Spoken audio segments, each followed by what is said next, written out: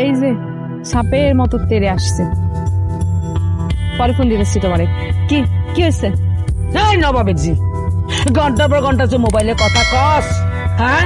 ঘরে কাম কাজ কে করে? আর এই যে ফোনের টাকাটা যে নষ্ট করস, এই টাকা তোর বাপের বাড়ি থেকে আনছস? তোর বাপে দিছে? আরে পুত্রে, কারে বিয়া করে আনলি? আমার সংসার তো ধ্বংস করে দিতে আছে। এই মহিলা, তারে কি কইতেছো? আমি আমার স্বামীর কামাই করা টাকা দিয়ে আমি তার সাথে মোবাইলে কথা কই, সারাক্ষণ কথা কই।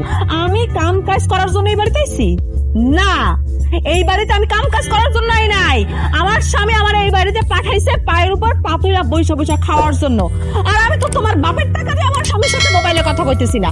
আমার স্বামী কামাই করা টাকা দিয়ে আমি কি করবো না সেটা তো আমি তোমার জিজ্ঞাসা না। তুমি এই কথা কওয়ার কে? তুই যে স্বামী স্বামী করস, স্বামীরা কই থেকে আইছে?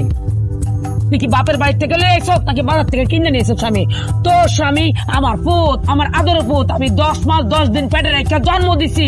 আর সেই পোলার বউ হইয়া তুই আমার লাগে বেয়াদবি করস, আমার লাগে মুখে মুখে তর্ক করস, আমার সংসার ধ্বংস করতেছস। ওরে পুত্রে, অভূত পুত্রে, কই কোন প্ল্যানে গেছিলি? কোন প্ল্যানে আইবি? তাড়াতাড়ি আয়, দেখে যা আমার সংসার ধ্বংস কইরা লাইতে আছে গো। শুরু হয়ে গেছে রে, শুরু হয়ে গেছে, নাটক শুরু হয়ে গেছে। আপনার তো যাত্রা পালায় যাওয়া উচিত, আপনি যাত্রা পালায় অভিনয় দিবি। তুই কি মনে করছিস আমি তোরে আজগা খাইয়ালাম? রাখ তোর আজগা চুলতে না শিখছি তোরে আমি তুই কি মনে করছিস তুই আমার